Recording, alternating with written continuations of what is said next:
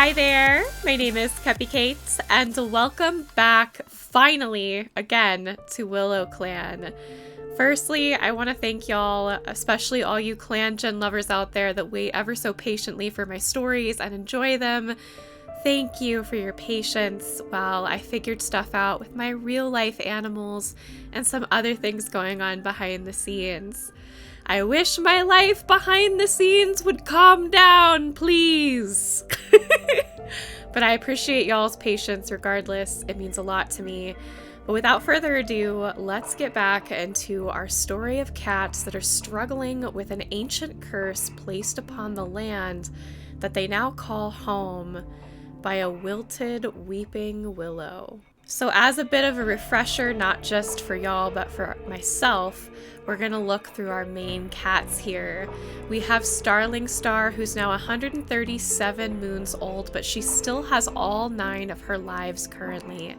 She is a wise and careful leader, especially after seeing what happened to Iris Star. She feels the need to be protective and in some ways keep herself away from this strange sickness. Everybody seems to love her. She's an excellent leader. I love her. I love her coat. It is beautiful. I love the tortie. But she has been a cat that I have enjoyed watching in this journey so far. We have Elle Run, who is the deputy that was actually appointed by Starling Star. I did not appoint her, but Starling Star did. I really love that mechanic in the game, by the way. She's 103 moons old currently, and I believe that she is fine. Yes, our leader and our deputy are not sick currently. We have River J, our ever so diligent medicine cat. The medicine cat that was founded with this clan has been given the arduous task of finding out how to defeat this sickness, but she is pretty sure that this is some sort of curse, and has even brought up leaving as an option, as we talked about in previous episodes. But right now, it seems like the wilted willow has other things in mind as the weather and the earth shifts around them, kind of keeping them stuck on this island in between 2 rivers. Raccoon Creek was one of the first, if not the first, to actually get sick with the curse, but managed to survive. But the evidence of that sickness still lingers on her pelt. The mushrooms that grew out of her are still there, and they're still thriving, but no more have grown, and she is still stronger. But the mushrooms have not ceased. Milk Spot is another medicine cat, and he decided he wanted to be one after seeing Iris Star, their leader, struggle as much as she did. Something in his heart awakened at seeing her pain and suffering, and so he decided he wanted to help cure this cat, even though it didn't quite work out. But now he has a determination to help the rest of the clan. And then we have our newest apprentice for being a medicine cat, and that is Furled Paw. And she just got anointed, is that the word that I'm looking for, as a new medicine cat apprentice, and was given petals to put in her fur. Chip Fawn, I think, was our first former kitty pet. He's been around for a very long time and has officially reached elder status. We have Boo Rose. Boo Rose is currently sick with the illness and has reached phase 2 on the 48th moon. Sable Dust, who is a former kitty pet, is also infected and was infected on the 48th moon. I believe Sable Dust is like, we just got him. And then we have Grave Flood, which I think is not quite fitting for what a cute and sweet former kitty pet this is. She is not infected, which is amazing. I love her little heart, guys. I want to do art so bad of Grave Flood. Yes, we have Melting Heart, one of Iris Star's sons, who was infected but was cured fairly quickly. Yes, Crested Whisker. So Crested Whisker is all the way into phase 4.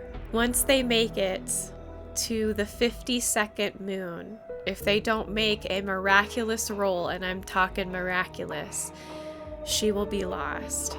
And then, of course, the story of Ridge Goose, who was taken away by 2 legs, cured of the disease, put back out in the wild, and found his way home. Our sweet fire stripe is also infected, as well as Briarpaw. We have Rot Whisker, who has been through a lot, one of our clan founders. He has a permanent condition where he lost his tail, and he is enjoying living out the rest of his days in the Elder's Den. Peak Kit is infected, and those are all our infected cats we need to keep an eye on.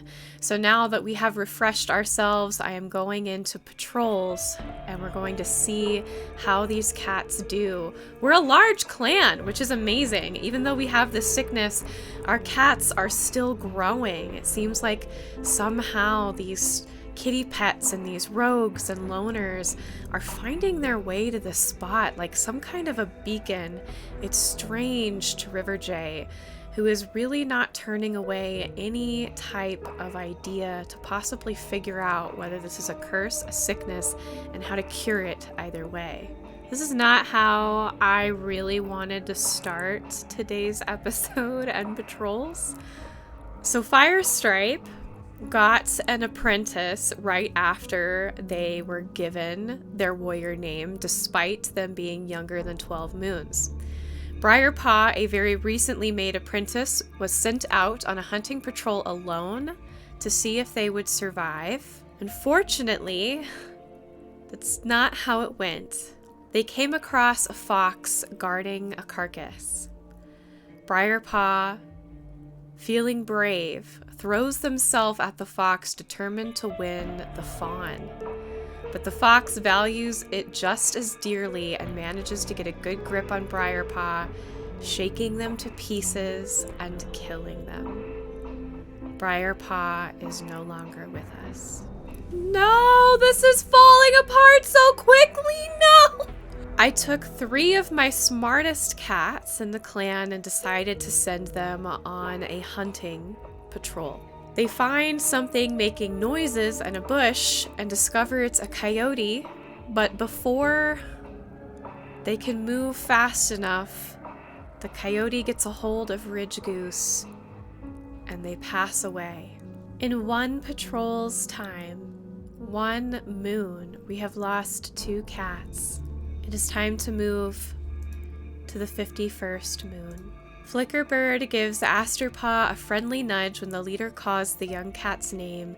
They watch with pride as Asterpaw steps forward to receive their new name, Astermoon, and are honored for their justice. Astermoon, what a great name! So even on this moon and all the tragedy that we had in the last one, there is still something to look forward to. Ermine Paw fusses gently with Briarpaw's fur, hiding the evidence of what killed them. They want to remember them as they were in life and not like this. Ermine Paw wonders if maybe, if they're lucky, Briarpaw might visit them in a vision from Star Clan. The past moon, Briarpaw and Ridgegorse have taken their place in Star Clan. Willow Clan mourns their loss, and their clanmates will miss where they have been in their lives.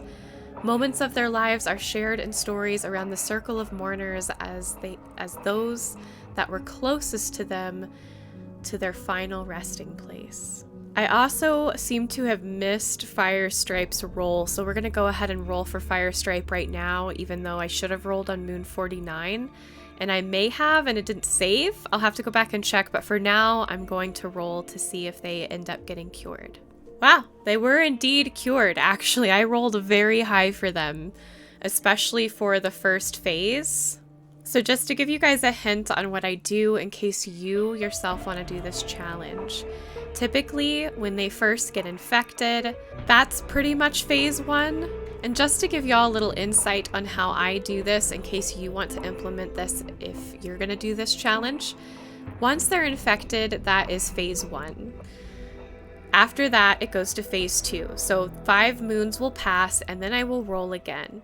Since it's only phase 2, they have to roll a 75 and above to be cured. I rolled an 80 just now, so that's why Firestripe is cured. Once we get to phase 3, you have to roll an 80 and above Phase 4 is a 90 and above. That's the only way to get cured on phase 4. If you fail phase 4, the cat perishes. So if you're ever playing this on your own, that's how I do it. You could have more lenient rules. You could have stricter rules. It is up to you. So I accidentally added Crested Whisker to that patrol with Ridge Goose, where Ridge Goose died. And so even though it was an accident, this is another cool thing for when you're telling a story. If you as the player make an accident, or if you make a mistake, you can add it into the story rather than just saying, oops, I messed up, redact, or that's not canon. What we could say is that Crested Whisker went out and Ridge Goose, and I can't remember the other cat that was with them, saw them leave, chased after them, tried to get them to come back, but maybe at that time, Crested Whisker seemed coherent. And so they thought, well, if the two of us keep an eye on Crested Whisker, maybe she'll be fine.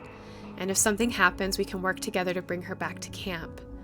And so the two of them decided to keep Crested Whisker, maybe thinking that some outside air from the medicine den could do her some good. She's still acting a little twitchy and a little lost, but for the moment, she's walking with them and doing fine. But then suddenly, when the sound comes, and the coyote seems so agitated and angry, almost unnecessarily so, perhaps the coyote could sense the sick cat, and maybe the coyote even knew about this sickness and attacked the group to try and kill Crested Whisker, but Ridge Goose got in the way. And I think for story purposes, that is much better than just, oops, Crested Whisker just got added. So, like I said, anytime you make a mistake, roll with it. Tips from storyteller Cuppy. So that's what happened. They decided to take a risk when Crested Whisker escaped the camp to go on patrol and take her with them, thinking she was harmless, but in fact, her very essence was drawing the chaos from this coyote that wanted to kill her, and Ridge Goose unfortunately paid the ultimate price with his life. Now patrols are done. I am looking for a very specific message for our medicine cats, and if it pops up, I'm hoping it will. I have a very fun, interesting idea of a cat that may visit them and tell them a little secret that could help them in finding a cure. Oh, this is not good. Grey Flood was found dead near Sedge Clan border. It looks like this may have been a border skirmish. The past moon, Grey Flood has taken their place in Star Clan. Willow Clan mourns their loss, and their clanmates will miss the spot they took up in their lives. I wonder if this means that this other clan has maybe heard about this curse. It's possible they're afraid of it, and they're going to be coming after our cats more often. Firestripe has also decided that She-Cat doesn't describe how they feel anymore. Now that it is the 52nd moon, this is Crested Whisker's very last chance to pull through.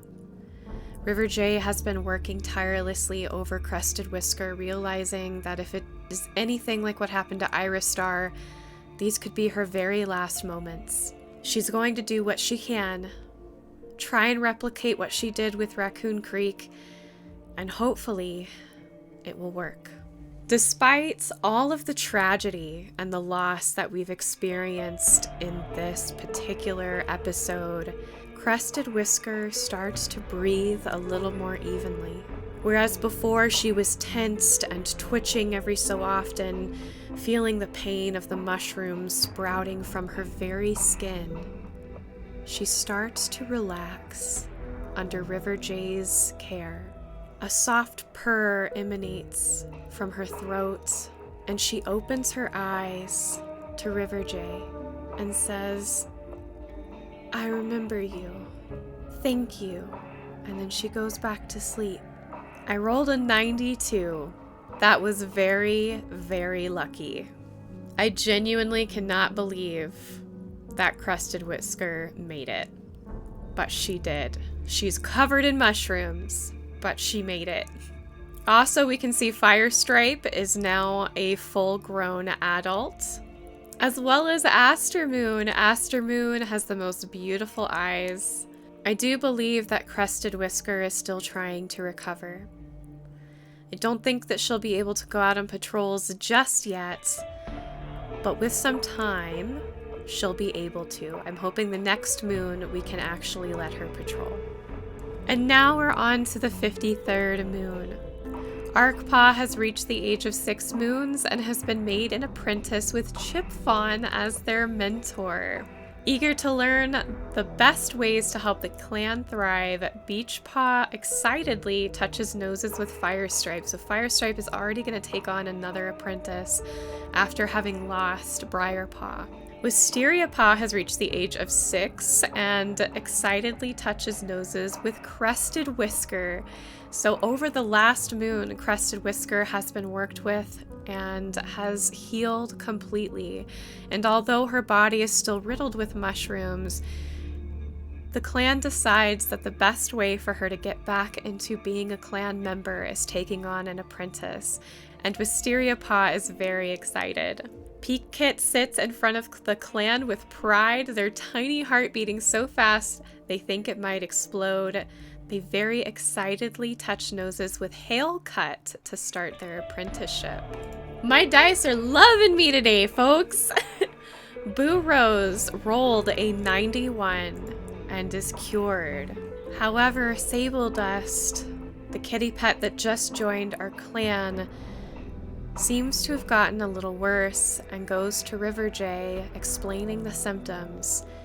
River J knows exactly what this is and tells Sable Dust to rest in one of the nests in her den and that they will try everything. But she's feeling a little more confident, especially now that Crested Whisker and Boo Rose seem to have pulled through. But now that we are on to the next patrol, some of the bad comes back. Peakpaw is sent out on their first patrol alone now that they are a freshly made apprentice to prove themselves to the clan.